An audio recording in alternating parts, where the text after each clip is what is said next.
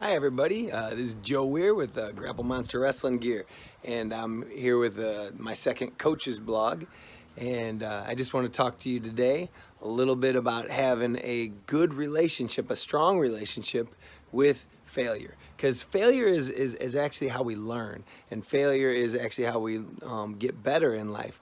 When you were a little kid, you were crawling around and you try to stand up and you'd fall down. And guess what? You'd fall down and you'd fall down and you'd fall down. And eventually you learn to walk, you learn to run, you learn to climb stairs and do all those important things in life. As we get older, we get a little more set in our ways. And especially as coaches, one of the worst things we can do is we tell our kids basically to take the path of least resistance and to make it so we don't go to the toughest tournaments. And the reason why we don't go to the toughest tournaments is because we don't want them to get beaten. We don't want them to lose. We want them to have a 30-2 record going into a district tournament, or we want them to be the number 3 ranked kid in the state because they haven't really wrestled anybody for the whole year. But I'm going to tell you, you have to learn to have that positive relationship with failure. My whole life I've had that situation. I've had a lot of issues because of things that I've done, but I've also learned the most and the best lessons in life because of it. When I was a kid, I decided I was going to put my own tire on my bike. I was maybe 8 years old. Didn't ask for my parents' help. I'm one of 6 kids, so I had a lot of free time. My parents couldn't supervise everybody all at the same time. We were on a farm type of environment. So I put my back wheel on my bike and I got going, and I forgot to tighten up the nuts on the back of the wheel. And so there was that instant where I looked back and my wheel came off the bike as I'm riding down a hill pretty fast. Went over the top, ended up with a few stitches in my forehead. You can see the little scar there. And I learned a lot from that moment to be a little bit more cautious and make sure I finish what I start. Because I got in a hurry and didn't quite do it. That was at a young age. I learned that lesson.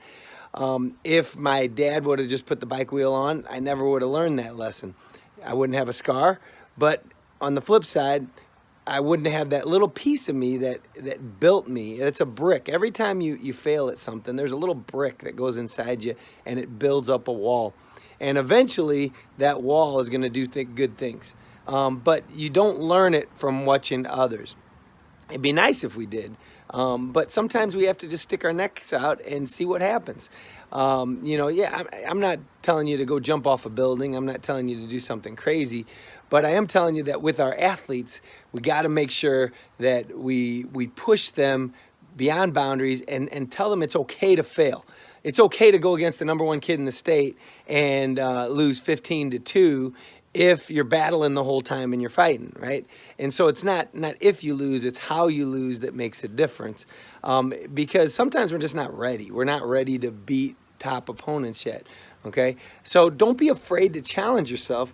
Don't be afraid to have those kids go up against tough people. Don't be afraid to have them fail at practice, because having that positive relationship with failure in practice is completely key to having you win and be successful in matches. And I know it sounds counterintuitive a lot of times, but when you get in practice and you break or you fail, a part of you learns from it, okay? And yeah, you don't want to be broken down all the time, but at different points, that is actually the best thing that can happen. My own business, Grapple Monster, started it in 2010, and I'm going to tell you, I tried a lot of different business ideas well before then. I had everything from phone cards to I was doing a lot of different trying business type things, and I always had ideas. What finally ended up happening is the thing that I had the most trial and error with in my life was the sport of wrestling. In the sport of wrestling, I had a bittersweet relationship. I didn't start till I was a freshman in high school. I ended up second in the state in Illinois. I was 42-1 my senior year, so I was literally the biggest loser in that weight class because I lost 6-5 in the state finals. In college, I wrestled in JUCO first. I did not get recruited D1. I actually there were not any D1s that really wanted me out of high school.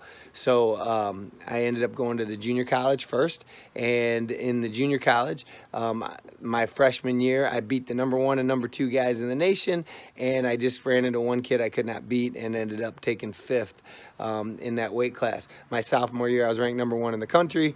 I ended up losing in the semifinals and taking 5th. Now, some people would look at that and go, oh, he's choking, he can't handle the pressure situations. But the way I looked at it, I was training hard, I was doing everything necessary. It was just sometimes you're just not ready, and sometimes you just run into the wrong person on the wrong day. And so you have to realize that having a positive relationship with that failure is something that will make you successful eventually. I did get a big victory finally in Division I. That's back when it was a Big 8 championship, and ended up winning that, taking first place, and making it to the NCAA tournament, which was about as good as I was. You know, a lot of people say, oh, you could have been an All-American in D1, and yeah, there's always a higher level. I could have been to the Olympics, right? You could always go to the next level. There's always somebody better than you and always something else out there. So you have to realize that having a positive relationship with failure and training you to better yourself after you fall down is the key to life and the key to success. Not just going out there and winning everything. It's easy when you win everything. My biggest speech to my wrestlers is you're going to get down 5-0. And the test of your character is what you do at that point in a match. Because you're going to get punched in the mouth. And you have to figure out how to battle back. And you know, isn't that what we're teaching our kids for life anyway? Wrestling is going to end at some point. They're going to have lost their job. You know, they're going to have maybe one of their kids is sick. They're going to have to figure out how to handle it in life. They're going to have to figure out how to make things work and how to help their family battle through things. And so if we try to make it easy, if we try to make it where everything is just like normal life for most kids, then we're no longer wrestlers, right? The reason why this sport is so great is that we actually can challenge ourselves to be better on a daily basis, and nobody's going to give it to you.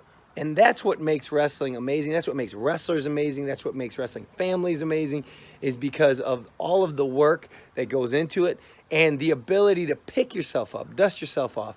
And after that, the biggest failures that you've had, like my biggest failure was, you know, taking second place in the state tournament in Illinois, one of my biggest failures ever. And I used that to motivate me later on. And so I was actually training the week after because I was motivated. I was not done. I said, you know what, I want to do more. And I can't tell you how many state champs I beat badly in college. And the reason is because I kept training and they were satisfied. Okay. And so it doesn't matter what you do. Have a positive relationship with failure and keep on grinding on and trying to better yourself in whatever it is, wrestling being the main mode right now. But with your kids, you got to encourage that. So don't ride them hard for losing a tough match. Learn from it. We don't lose, we learn, right? And so that failure as part of the process makes it easier, and then also takes the nerves away from kids and makes them able to compete at the highest level. Hope you all have a great day. Hope you're enjoying beautiful weather like I am right here in Missouri. Look at that. Ooh, beautiful. It's about 75, 80 degrees. And have a great day.